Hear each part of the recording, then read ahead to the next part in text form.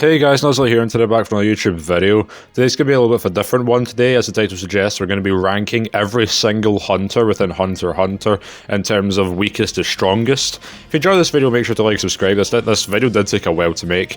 Also, this won't include every single Hunter x Hunter character, as you know, not every character in Hunter x Hunter is a hunter. For example, you get characters in the Phantom Troop, most of the Zodics, and Chimera Ant officers and things like that, which we don't really know if they count as hunters whatsoever. And also, there's no real way to objectively put these people due to their ambiguity, and just we don't really know much about their power, and also because the series isn't done yet. So, you know, maybe this will probably be different in a million years' time whenever Hunter x Hunter finishes. But without further ado, let's just get into G tier at the bottom with number 51 and 50 being placed with Danjin and Miyuhan. And we don't really know anything about these characters. They're new manga characters. We know that they were able to pass the Hunter exam, but it's unclear if they know Nen. They are associated with a few other characters that in the tier above them that do know Nen, but it's unclear if they do. Speaking of which, going into tier F, we have places number 45, 46, 47, 48, and 49. Going from bottom up, in my opinion, you've got Salkov, Theta, Melody, Basho, and Sequant. Salkov and Theta are the ones associated with Danjin and Miyuhan. And they passed a Hunter exam, but the reason why they're placed higher is because they are actually confirmed to have Nen. Other than that, they're pretty much just comparable to each other. Melody is also around this tier since she's confirmed to have Nen and passed a Hunter exam along with Basho, although Basho is heavily implied to be more powerful than Melody. And Sequant is confirmed to be a hunter. He's the guy that, guards the Zodic Gate, and he's heavily implied capable of opening said gate, which, post-hunter exam gone, couldn't do without training. So I'd roughly place him around here.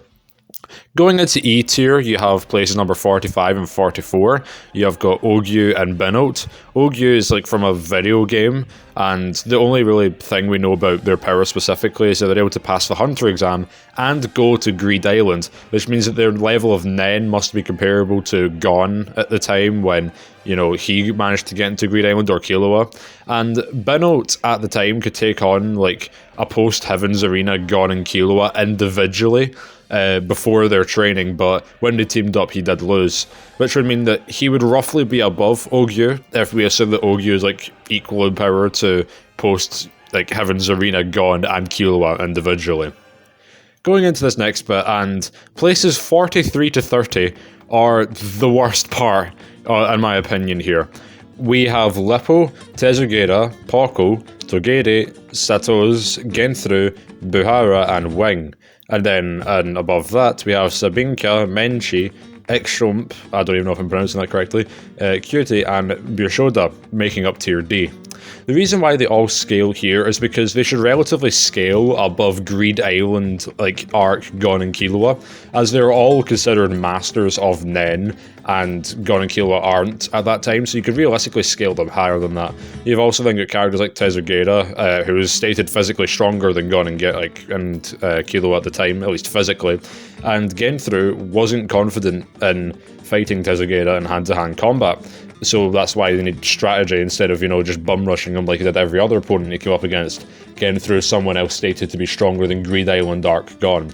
You then also got Paco, who should be around this tier, it's a bit unclear where he should be, as he was capable of one-shotting pre-Nen amped Chimera Ant foot soldiers, which previously took both Greed Island, Gon, and Killua teaming up on to take out. So he should also be around this tier too. Tier D is a bit all over the place, but this is realistically what it should be. Although Sabinka, Menchi, Ikshompe, Cutie, and Birshoda are all one-star hunters, which aren't attributed to all the other hunters we've got here.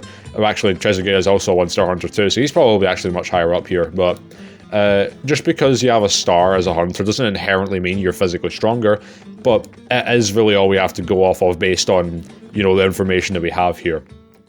Going into tier C, we have 29th to 25th, going Shoot-Macon, Knuckle, Nov, Morel, and Kite. Kite could realistically be above this tier and be in Tier B, However, there are a couple things that make it a little bit strange. For example, Knuckle, Bine, and Shoot are both considered on par with each other, and Knuckle was stated to be on par with Kite. And he often refers to Morel as boss, seeing him as higher up than him. Morel and Nov are stated to be on par with each other, and Morel could defeat Chimera Ant officers, even when they were confident in taking him down. However, so could Kite. In fact, Kite could scare away 3 without even fighting them, and one of them was one that was confident in fighting Morel. Also, Nov was scared shitless after experiencing P2's aura, and yet Kite was just able to withstand it and fight on easily. So that's why Kite would be top of this tier, and he could be much higher, depending on how you scale things. Here comes the second bad part. It's tier B, with most of the Zodiacs. You have Hanzo, Leorio Paranite, Kurapika, Peon, Kanzai, Gel, Cluck, Biscuit Kruger, Terradine, Lean, Satcho, Mina Storm, Seiyu, Shido, Botobai, and Pariston Hill.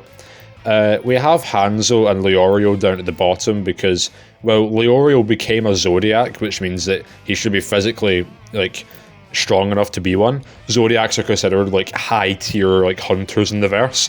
He could also punch Jing off his seat, but it's implied that Jing let that happen, though. Hanzo should scale to Kurapika, at least, due to them both being the same tier of hunter. Kurapika could kill Uvogin, who scales above Phaeton, who could kill Chimera Ant officers in one hit with their Nen abilities. And of course, Kurapika later becomes a Zodiac too, solidifying him on this tier. You think of the rest of the Zodiacs, and it's kind of hard to tell where they all lie.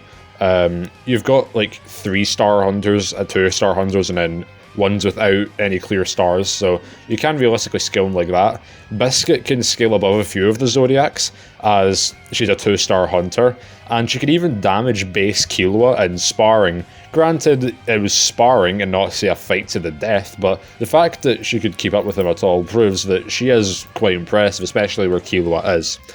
And this is, again, one of the tiers where we don't really know much about the characters due to how the manga cuts off, so maybe in the future we'll get a more concrete list to this. There's also Seiyu, who is confident in fighting Jing, but as we've seen already, that doesn't really mean much because Chimera Ant officers were confident in taking down Morel but then lost, so take that as you will. Going into A tier, we have 8th through 3rd. We have Illumi, Hisoka, Base Gon Freakses, Killua, Pam Sibera, and Jing Freaks.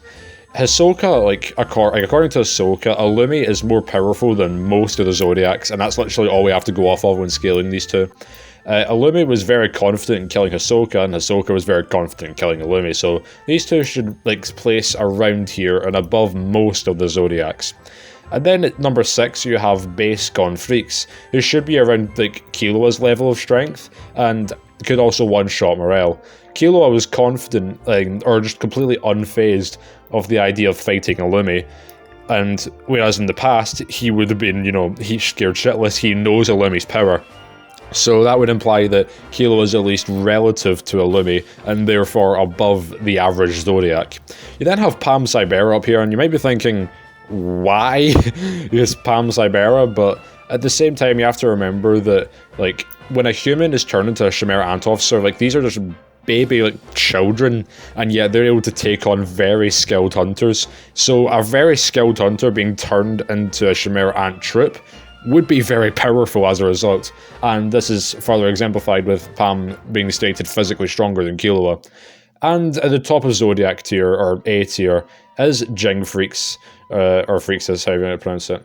He was stated one of the most powerful Nen users in the world by Isaac Nataro, and is even sparred with Isaac Nataro. And when offered the chance to fight Hisoka, Nataro was just completely uninterested and did not see him as a challenge whatsoever, solidifying his place above the rest of the characters here by a substantial margin. Going into S tier, and it's the obvious two, I think, it's Isaac Nataro and Adult Gon. Isaac Nataro was stated the strongest Nen user of his time, and was capable of keeping up with Meruem, although Meruem could quite easily defeat Nataro. He was playing around with him, he was able to easily chop off his limbs, and was unfazed by many of Isaac Nataro's attacks. You could say, use Prime Nataro, where he's 2 times stronger, And even if you were to multiply his power by 2, I don't think he would have done much in the fight with Nataro with 2 times the amount of power, given how much Meruem was just absolutely destroying him. There's also the fact that Nataro was getting more of his prime power back over time, so it's not as clean cut as a 2 times increase. You then get Adult Gon, who is stated equal in power to pre-Rose Bomb Meruem, and who could slap around Nataro, which quite solidly puts Adult Gon above Nataro. The thing is about Adult Gon, though, it's implied that he gave himself enough power to slap around Pito, right?